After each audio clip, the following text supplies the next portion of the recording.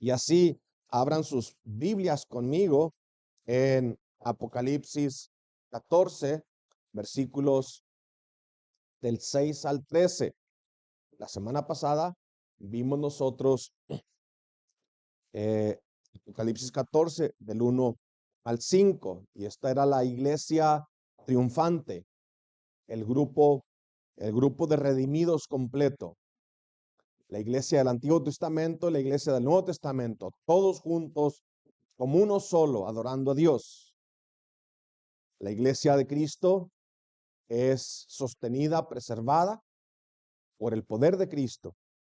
Y ahora, después de ver la iglesia ahí reunida, presentada en los 144,000, vemos ahora otra vez las advertencias al mundo que se rehúsa creer. Vemos en el capítulo 14 otra de las señales, 3 ángeles con 3 advertencias. Pero quiero recordarles en forma rápida cómo es que estamos interpretando y cómo es que estamos leyendo Apocalipsis, qué clase de literatura estamos leyendo en esta carta. En nuestra clase de hermenéutica con los varones, vimos algunos de los problemas que enfrentamos al interpretar la Biblia o tratar de interpretar la Biblia correctamente. Vimos muchos errores en la interpretación de varias formas, ¿no?, de acercarse a la escritura. Uno de los problemas que nosotros enfrentamos es el problema de la cultura. Aunque los hombres escribieron siendo inspirados por Dios, de todas maneras no perdieron su identidad. Pertenecían a un grupo de un pueblo, a una tribu, una lengua diferente que la de nosotros. Otro de los problemas que enfrentamos al interpretar Apocalipsis es el tiempo.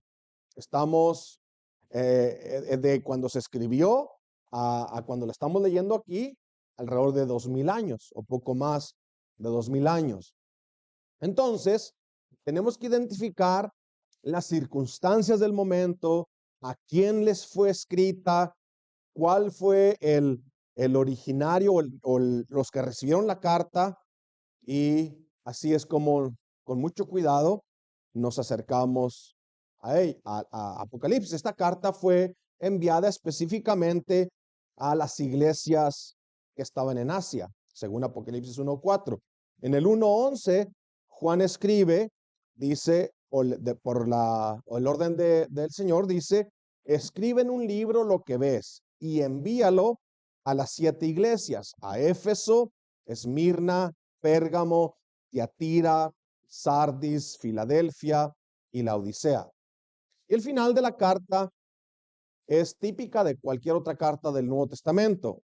La carta Apocalipsis termina diciendo así: la gracia del Señor Jesús sea con todos. Amén.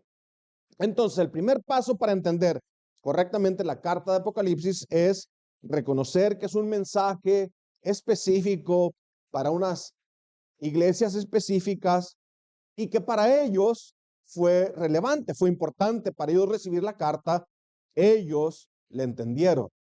Entonces, tenemos que ver nomás cómo es que nosotros de forma secundaria podemos aplicar esta carta a nuestros días. Originalmente fue para ellos y luego, siendo la palabra del Señor, nos ayuda a nosotros también. Quiero que entienda 2 aspectos importantes de Apocalipsis que difieren del resto de las cartas del Nuevo Testamento. Uno, la carta de Apocalipsis asegura que es una profecía. Es una profecía, dice Apocalipsis 22:7, tomando uno de varias afirmaciones, que la carta de Apocalipsis es una carta profética.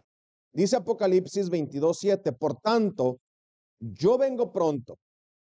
Bienaventurado el que guarda las palabras de la profecía de este libro. Según Pablo, el propósito de la profecía, en 1 Corintios 14:3 dice: el que profetiza habla a los hombres para edificación, exhortación y consolación. Entonces, la carta Apocalipsis es enviada a las 7 iglesias de Asia que están siendo perseguidas. Y el propósito es consolarlas, edificarlas y exhortarlas. Y eso lo vimos en las cartas a cada una de ellas. Yo te conozco, yo sé dónde estás. Vas bien en esto, vas mal en esto. Arrepiéntete, yo vengo pronto. Y más o menos así se dividía el mensaje a todas las iglesias. El que profetiza habla a los hombres para edificación, exhortación y consolación. Así el Señor quiso establecerlo. Así le agradó a él. Consolarnos por medio de la palabra, salvarnos por medio de la palabra, salvarnos por medio de la predicación del evangelio.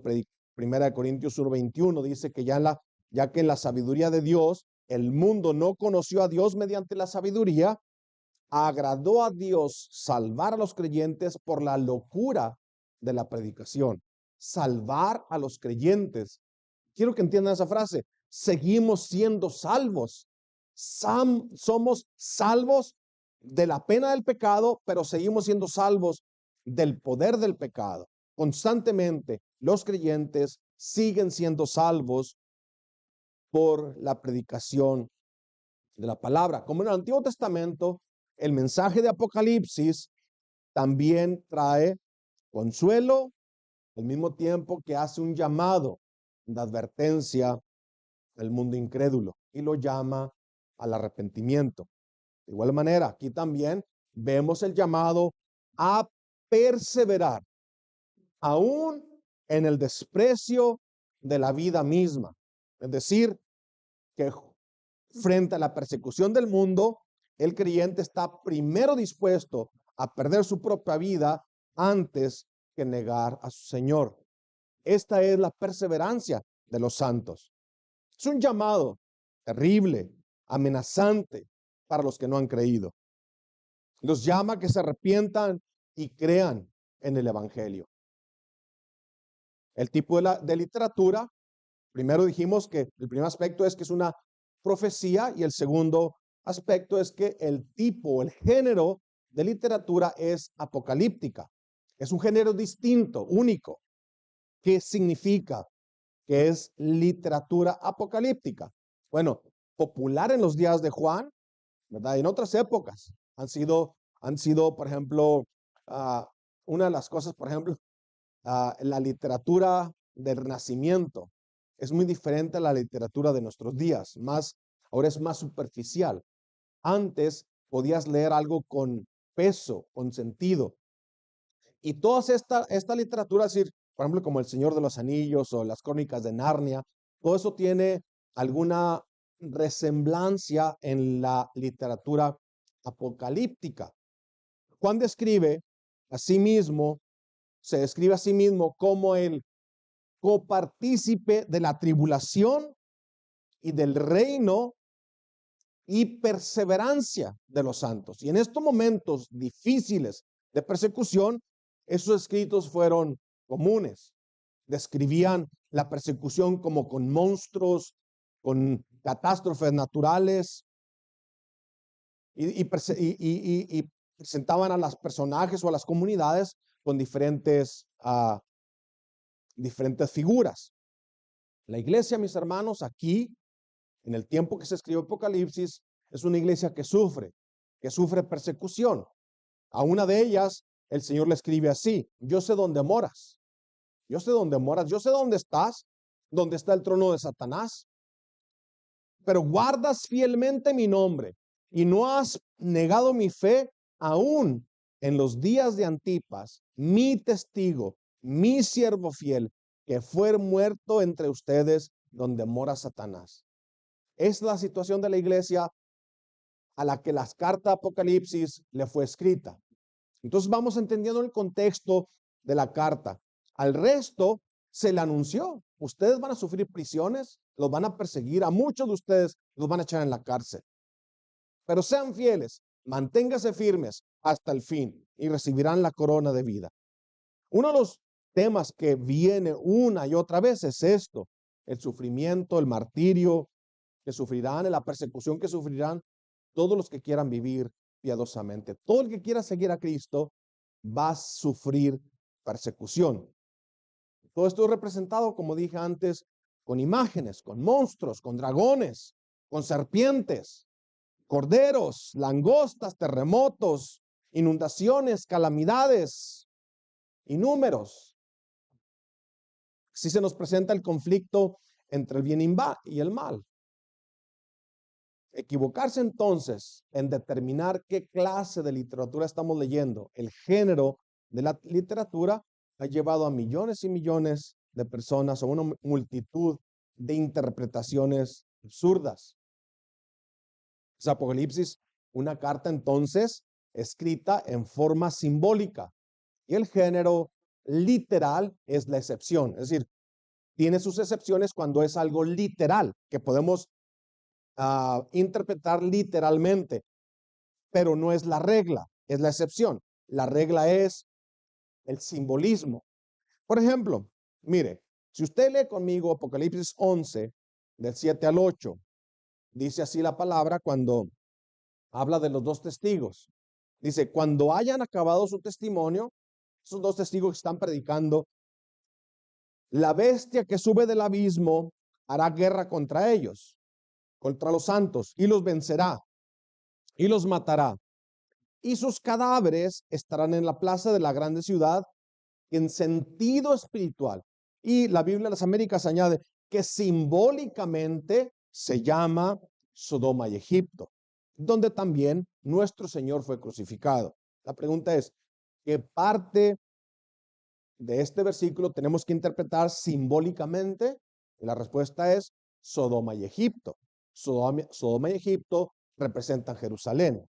Es decir, Sodoma, una ciudad inmoral o una región inmoral, moralmente corrompida, y Egipto, religiosamente falso. La religión falsa conduce a una vida inmoral. ¿Qué tenemos que interpretarle literalmente? La crucifixión de nuestro Señor Jesucristo. Eso no es una figura o un símbolo. Literalmente, Cristo fue a la cruz a dar su vida por su pueblo. Entonces, hay dos comunidades, dos grupos de personas representadas, una por una prostituta, la otra como la novia limpia y pura, preparada para las bodas. Y se le dan nombres simbólicos, a una se le llama Babilonia, a la otra se le llama Jerusalén la celestial. Veremos también entonces en todo Apocalipsis cómo el apóstol Juan toma una y otra vez del Antiguo Testamento y viene aquí a Apocalipsis y nos lo presenta con figuras. Así es como nos ayudamos mucho a entender la carta de Apocalipsis. Del libro de Tomás Nelson, un libro que se llama Los 4 puntos de vista sobre el Apocalipsis, revisado y actualizado, dice que hay cientos de alusiones del Antiguo Testamento en el escrito de Juan, aquí en Apocalipsis. Conceptos de imágenes, de figuras. Por ejemplo, dice, de Isaías 79 veces se menciona en Apocalipsis, Daniel 53, Ezequiel 48, Salmos 43, Éxodo 27 veces, Jeremías 22, Zacarías 15, Amós 9 y Joel 8. Entonces, Apocalipsis está juntando toda la historia completa y trayéndola a la culminación, al final del siglo, cuando el juicio de Dios es derramado sobre los hombres. Así que, mis hermanos, seguimos siendo bienaventurados al abrir esta carta. Seguimos siendo bendecidos de escuchar nuevamente, exponernos a la palabra de Dios, porque Apocalipsis es la palabra de Dios. Leamos entonces nuestra porción bíblica de Apocalipsis 14, del versículo 6 al 13. Y veámoslo de esta manera. La predicación del evangelio eterno, versículos 6 y 7. Vi volar por el medio del cielo a otro ángel que tenía el evangelio eterno para predicarlo a los moradores de la tierra, a toda nación, tribu, lengua y pueblo, diciendo a gran voz: temed a Dios y dadle gloria, porque la hora de su juicio ha llegado. y adorad a aquel que hizo el cielo y la tierra, el mar y las fuentes de las aguas. Leamos el juicio sobre el juicio a Babilonia en el versículo 8. Otro ángel le siguió diciendo, ha caído Babilonia, la gran ciudad, porque ha hecho beber a todas las naciones del vino del furor de su fornicación. Veamos el juicio sobre los adoradores de la bestia, en los versículos del 9 al 11. Y el tercer ángel lo siguió a los otros dos ángeles. El primer ángel con el evangelio eterno, anunciando cómo es aquellos que han encontrado el evangelio, han sido rescatados. El otro ángel anunciando el juicio sobre Babilonia.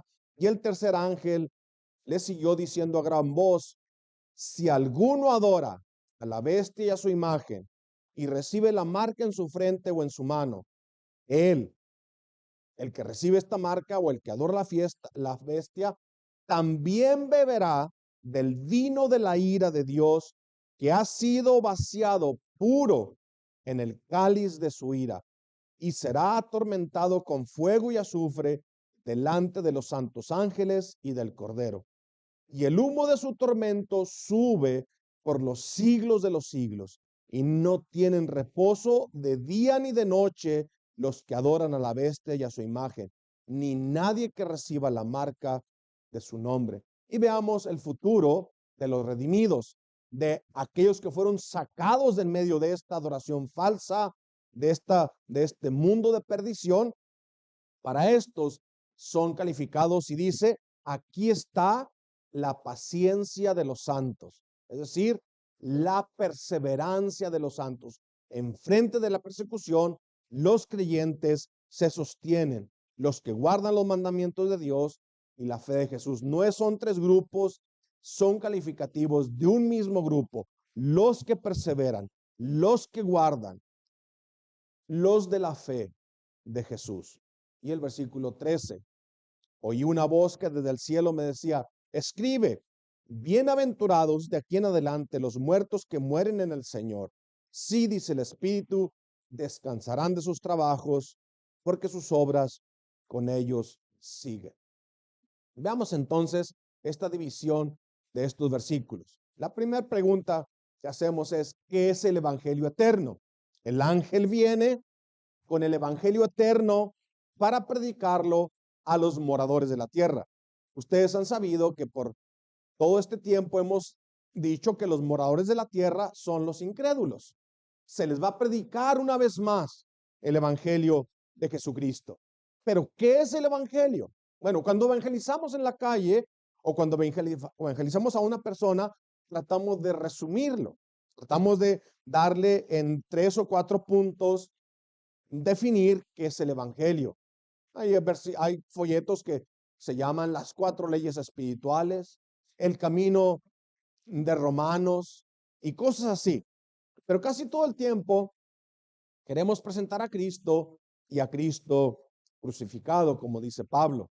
Ahora, en mucha de la evangelización moderna, adentro y afuera de la iglesia, se predica el evangelio de la creencia fácil. Dios nos ha guardado y nos ha abierto los ojos a este engaño. Ha sido una herramienta que Satanás ha usado muy hábilmente para mandar a millones y millones de personas al infierno.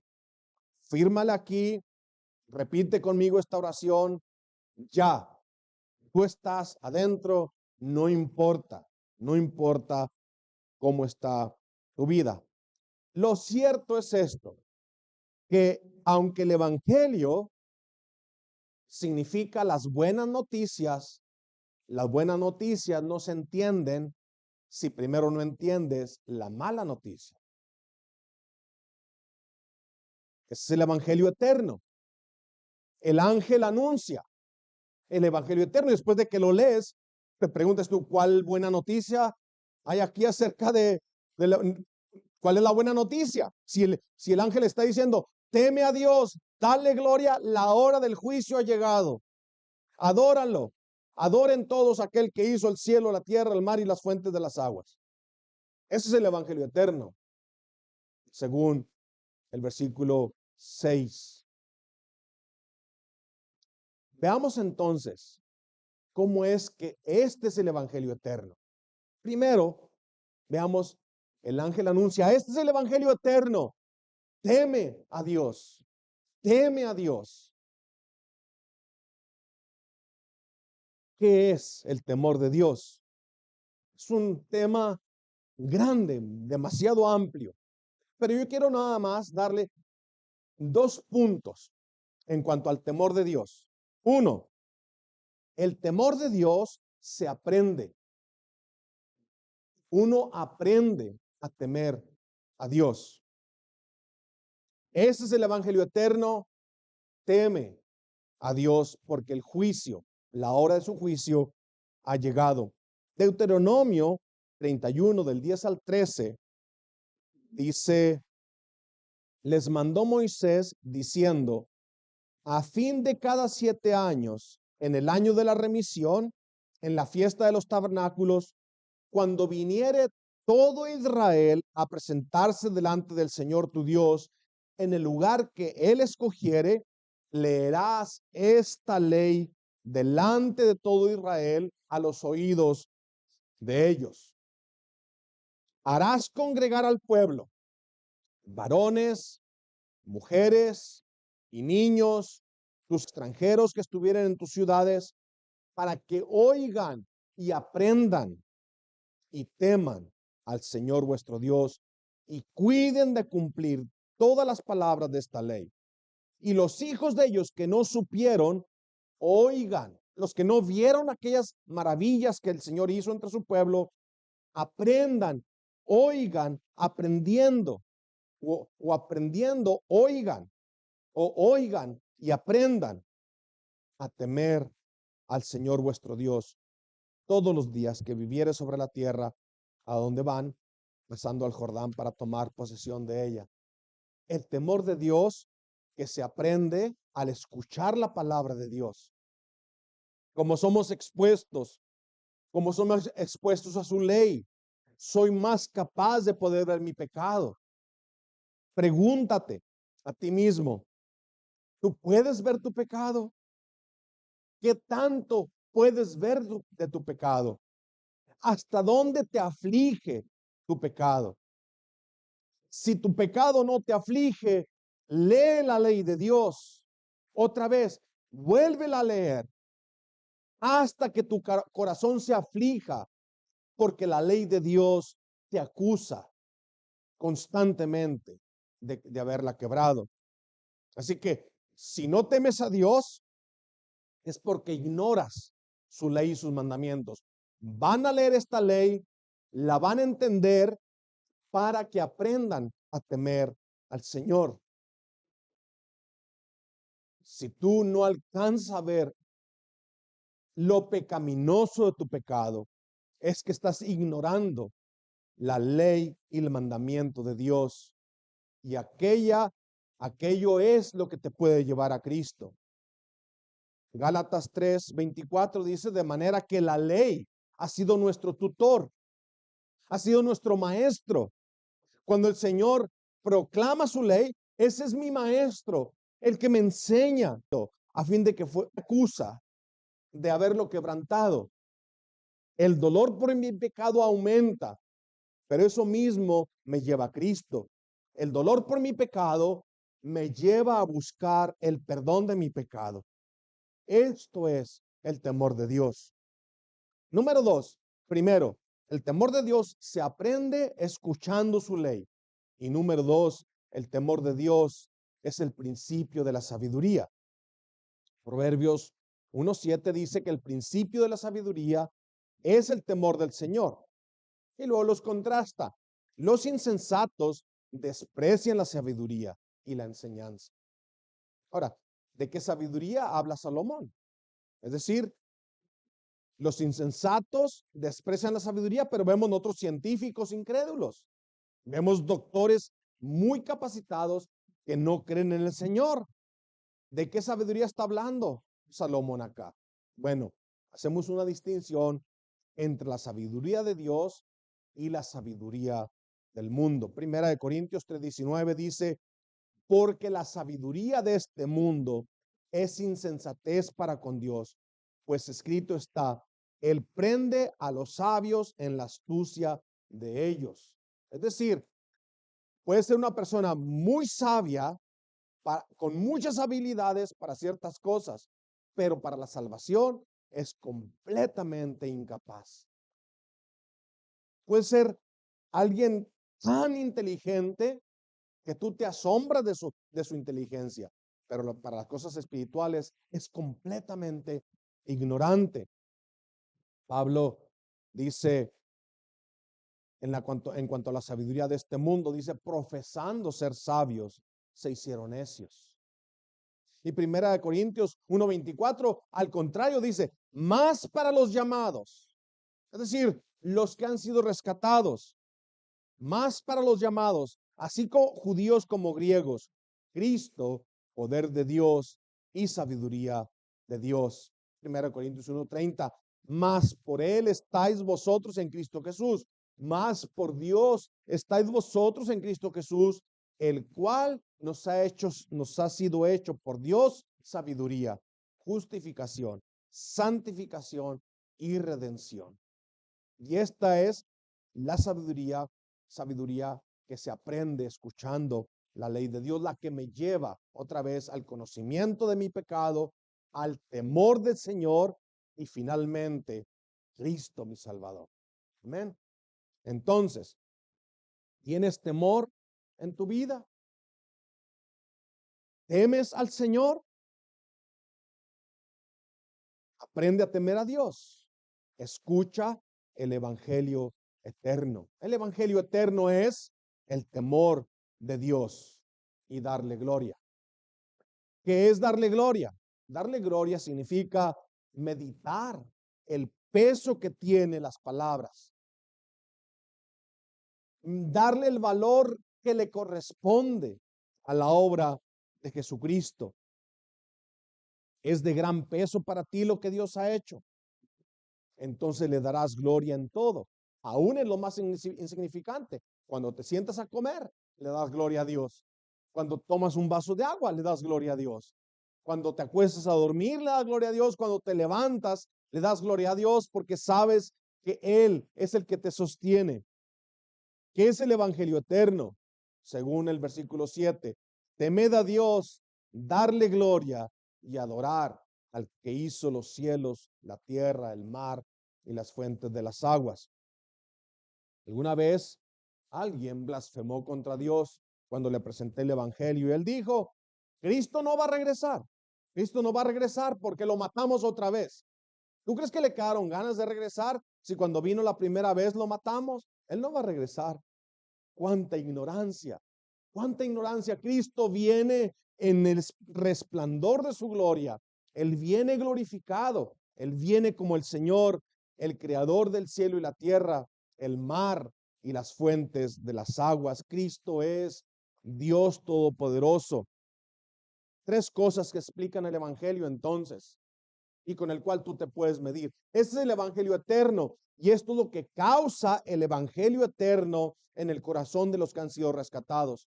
Temor de Dios, glorificar a Dios y adorar a Dios. Puedes tú hacer un examen de tu corazón. Temes a Dios, glorificas a Dios, adoras a Dios. Esto es lo que el evangelio eterno produce en los corazones de los que Dios ha rescatado. La hora de su juicio ha llegado. La hora de su juicio ha llegado. Veamos el segundo ángel y su mensaje del juicio sobre Babilonia. El juicio sobre Babilonia. Vemos entonces el primer ángel con el evangelio eterno anunciando, teman a Dios, glorifiquen a Dios y denle gloria, adórenlo. Y el otro ángel dice, le siguió diciendo, ha caído Babilonia, la gran ciudad, porque ha hecho beber a todas las naciones del vino del furor de su fornicación. Ahora, en el capítulo 16 y 17 de Apocalipsis, vamos a leer mucho acerca de esta ciudad. Pero aquí solamente quiero hacer yo un contraste entre los moradores de la tierra y su gran ciudad y aquella multitud que adora a Cristo en el monte de Sión, los que vimos la semana pasada. Bueno, aquellos 144,000 que adoran al Cordero, se dice de ellos que son vírgenes, que no se han contaminado, que no han fornicado. ¿Recuerdan? Y nosotros vimos que esto es hombres y mujeres, todos aquellos que están en Cristo. Dice Pablo, los he desposado con uno solo para presentarlos como una virgen pura, lista para el matrimonio. Esta es la iglesia de Cristo, redimida y rescatada, comprada por la sangre de Jesucristo. Pero de esta gente que sigue a la bestia, que no tienen temor de Dios, que no le dan gloria a Dios, que no lo adoran, dice que han fornicado y dice que Babilonia los ha hecho fornicar. Y aquí yo quiero que usted entienda la oferta y la demanda. Es decir, dice que esta gran ciudad ha hecho beber a todas las naciones del vino del furor de su fornicación. Es decir, les ha ofrecido, les ha dado aquello que el corazón del hombre desea. Y esto es la trampa del pecado. Es la trampa del pecado, que hay en mí ciertos deseos o ciertas pasiones que responden a la tentación. Cristo fue tentado igual que cualquiera de nosotros, pero en él no hubo pecado. No había correspondencia a la tentación, a la oferta. ¿Cuántas veces necesitan ofrecerme para que yo caiga? Bueno, muchas veces una sola. Algunas veces puedo aguantar hasta la tercera. Algunas hasta 4 o 5 veces. Depende el momento, la circunstancia o la capacidad de humillarse y adorar al Señor y darle gloria.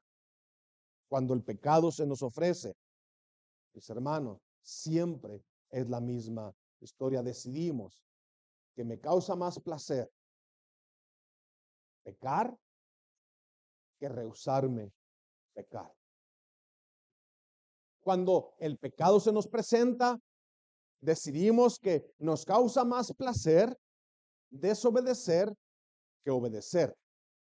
Y esto es lo que hace Babilonia. Está la oferta, pero está la aceptación de las naciones que fornican con ella. Veamos qué descripción hace Apocalipsis 18 del 9 al 13. Nada más para darle como una probada o como una descripción de lo que es Babilonia. Apocalipsis 18 del 9 al 13 dice así de esta gran ciudad. Y otra vez es simbólica. Eso representa un sistema, representa las ofertas del mundo. Y dice así de Babilonia: y los reyes de la tierra que han fornicado con ella y con ella han vivido en deleites, llorarán y harán lamentación sobre ella cuando vean el humo de su incendio, parándose lejos por el temor de su tormento, diciendo: ay, ay de la gran ciudad de Babilonia, la ciudad fuerte, porque en una hora vino tu juicio. Y los mercaderes de la tierra lloran y hacen lamentación sobre ella, porque ninguno compra más sus mercaderías, mercadería de oro, de plata, de piedras preciosas, de perlas, de lino fino, de púrpura, de seda, de escarlata, de toda madera olorosa, de todo objeto de marfil, de todo objeto de madera preciosa, de cobre, de hierro, de mármol, canela, especias aromáticas, incienso, mirra, olíbano, vino, aceite, flor de harina, trigo, bestias, ovejas, caballos y carros. Quiero que ponga atención en esto último.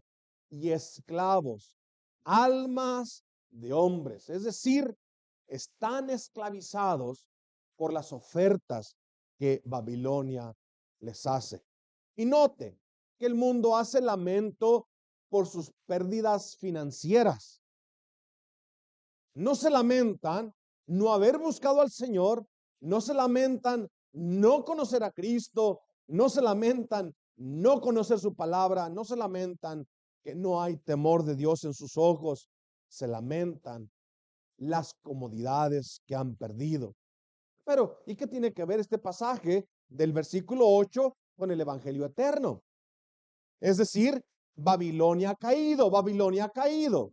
Se repite dos veces, es decir, no hay remedio, el juicio es seguro. ¿Qué tiene que ver esto con el Evangelio eterno? Vamos también a esa frase entonces. La esclavitud de los que beben del vino del furor de su fornicación son calificados como esclavos, almas de hombres. Y esa esclavitud que es cierta, porque nosotros la conocemos. Nosotros también vinimos de allí. No desconocemos lo que significa estar esclavizado al pecado, esclavizado a las pasiones, esclavizado a los propios gustos, esclavizado a costumbres y mil cosas más.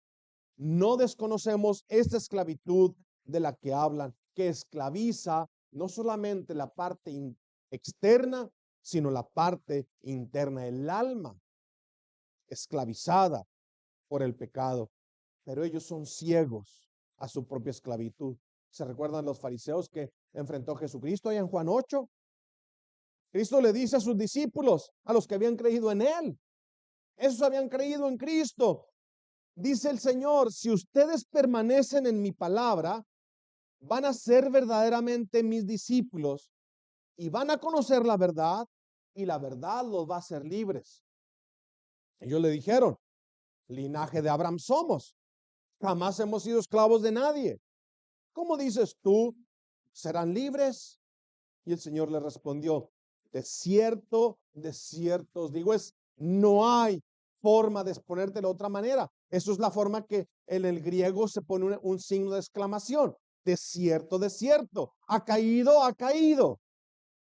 Es cierto que todo aquel que hace pecado, que practica el pecado, que vive en el pecado, esclavo es el pecado. Esclavos de las riquezas que ofrece el mundo, esclavos de una falsa seguridad, de la religión falsa. Sabes que todo aquello que te da cierto sentido de seguridad será quitado en un día, en un momento. Escúchame, por favor.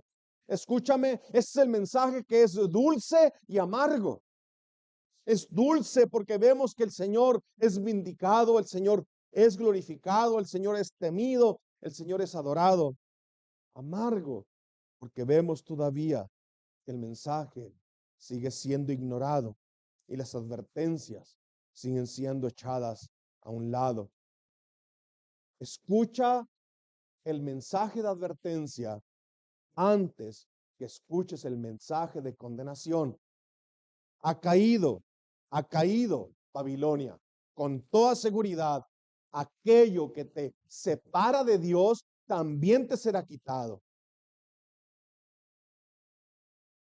Para el cristiano, este juicio es real, porque se nos abrieron los ojos y pudimos ver la oferta engañosa del mundo. El mundo promete, pero no cumple lo que promete. Promete placer y lo que hay es destrucción y dolor y traición y mentira.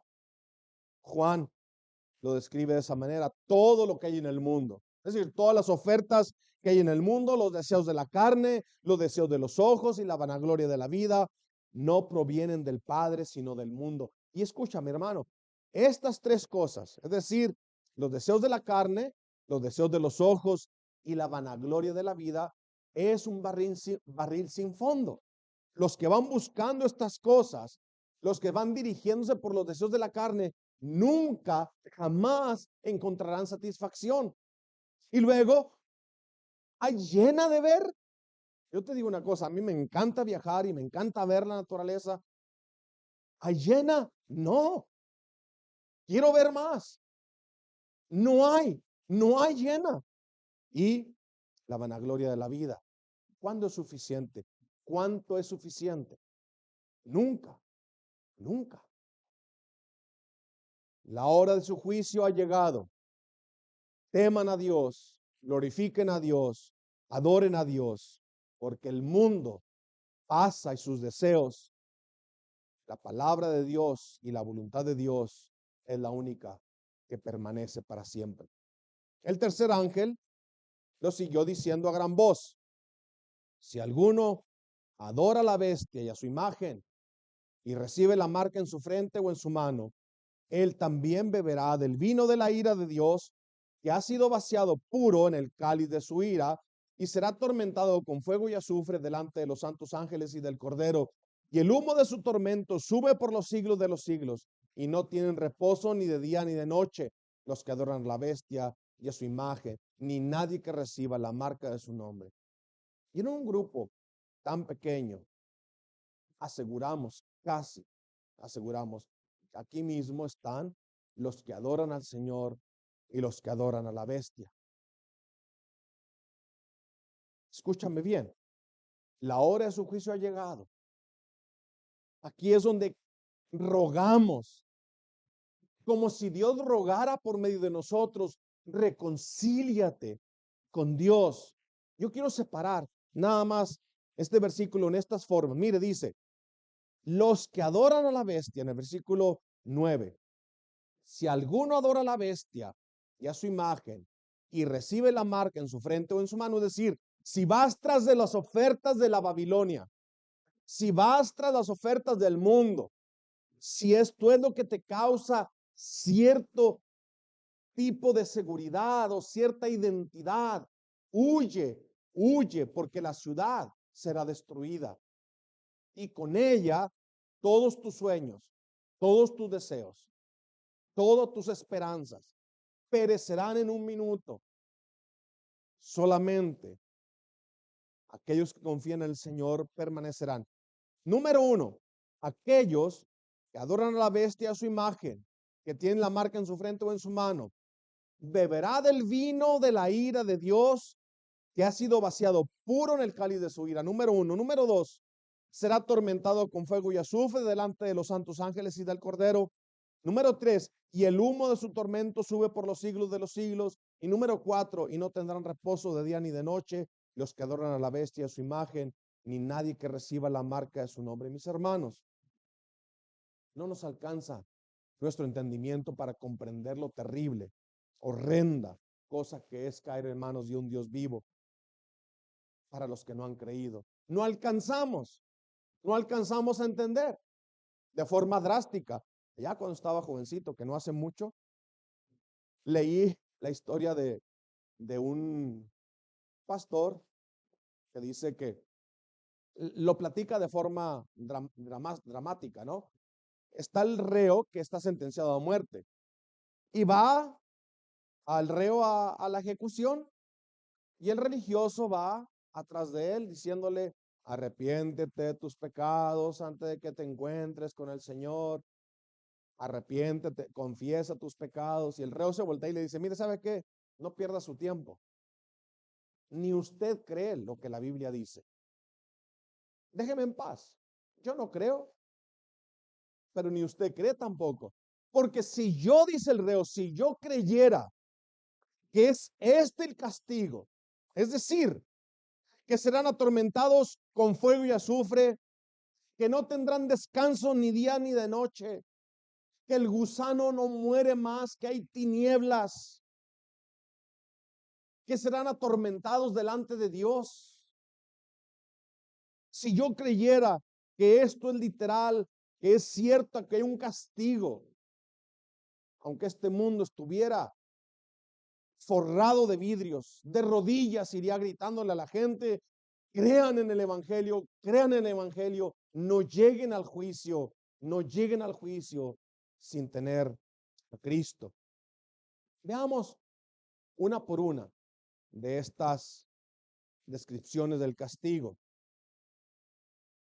Uno, beberá de la ira de Dios, que ha sido vaciado puro en el cáliz de su ira. Hoy bebes una mezcla de juicio y gracia común. En aquel día ya no hay mezcla. Es el cáliz puro de la ira. Hoy, de alguna manera, Dios te concede en su gracia común, que no te destruyas, pero ve a tu alrededor, ve hasta dónde es un ser humano capaz de llegar. ¿Y crees que tú no? ¿Crees que tú tienes la capacidad para no llegar tan bajo? Lo único que te detiene es la gracia del Señor. En aquel día ya no hay mezcla. Hoy se te ofrece la copa de salvación. En aquel día tomarás la copa del vino de la ira que ha sido vaciada puro en el cáliz de su ira. Número 2, será atormentado con fuego y azufre delante de sus santos ángeles y del Cordero. Es decir, que el incrédulo, lo último que está esperando es llegar al infierno y encontrar que ahí está Dios también. Ahí estará el Señor castigando. Ahí estará el Señor como el juez justo. De alguna manera Dios te cubre de su ira y de su juicio temporalmente. Pero en aquel día el tormento que sufrirás es delante de los ángeles y del Cordero. En el infierno, lo más terrible es que estás delante de Dios todavía. Al que te rehusaste a adorar, al que te rehusaste a temer y al que te rehusaste a dar gloria, ahora es tu juez, el que te castiga. Especialmente a ti que has escuchado el Evangelio una y otra vez por la eternidad. Te atormentará la idea de haberlo escuchado y no haberlo creído.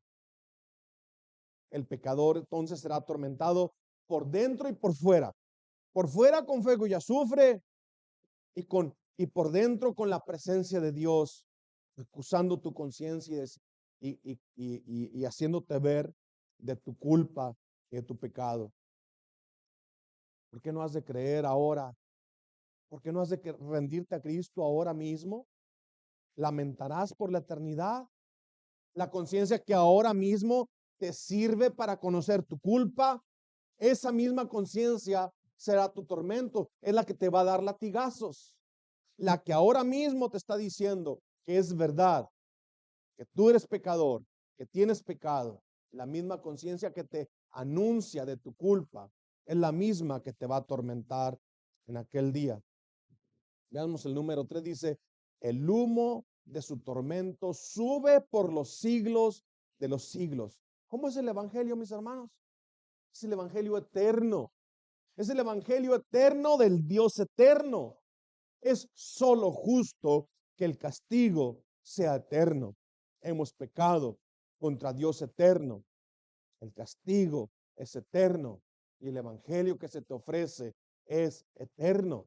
Es decir, en la eternidad seguiremos recordando y reconociendo que la única razón por la que no fuimos castigados con el resto de los humanos es por el evangelio eterno que nos rescató. Escucha y entiende, por favor, la última parte. No tendrán reposo de día ni de noche los que adoran a la bestia a su imagen, y nadie que reciba la marca de su nombre. No tendrán descanso. Sin Cristo, hoy disfrutas tu único cielo. Sin Cristo, tú trabajas y recibes tu pago y gastas tu dinero y compras algunas cosas que te gustan, que te dan placer. Terminas tu día, te cansas, llegas a tu casa, comes con tu familia, descansas. Pero aquí dice que no hay descanso, ni de día, ni de noche. Es decir, ya está en el hospital, el dolor de su hueso es demasiado grande, pero sabe que hay un final. Estamos ya esperando cuándo sale, cuándo es dada de alta. Aquí no hay esperanzas. El dolor no se mitiga, la culpa no es menos. Y pasarán 1,000,000,000 de años. Y es como si el mismo día hubiera empezado. No hay descanso. ni de día, ni de noche, para los que adoran a la bestia. Oh Señor, qué dulce es conocer su nombre, qué dulce es conocer el perdón de nuestros pecados, qué amargo y qué doloroso es ver todavía a los que se rehúsan a creer el Evangelio. Y dice aquí el versículo 12. Vemos entonces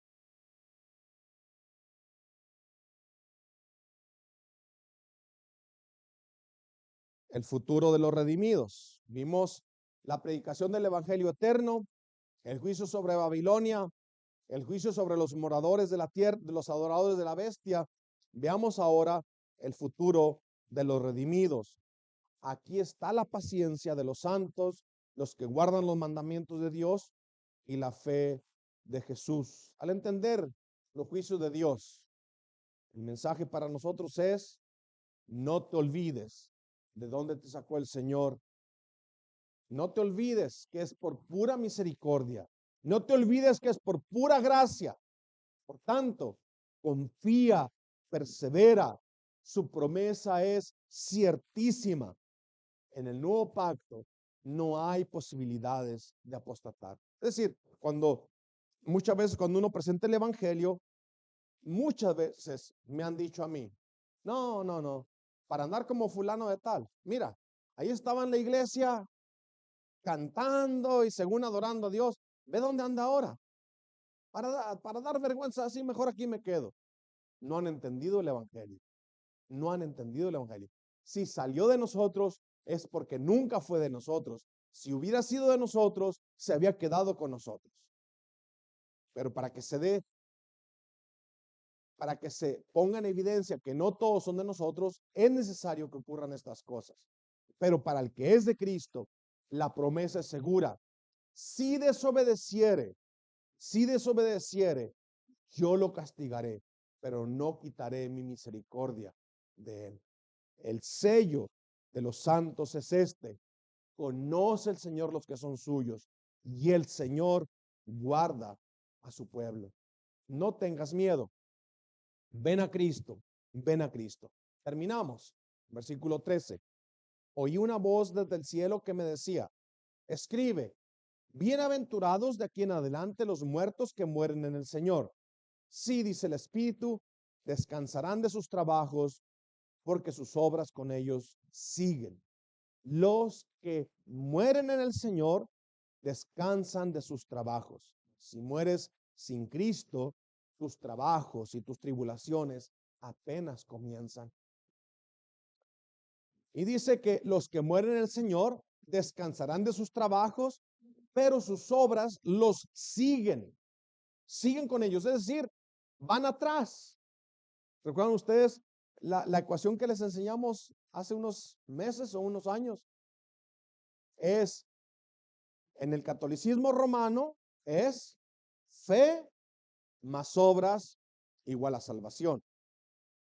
En el evangelio fácil es fe sin nada igual a salvación.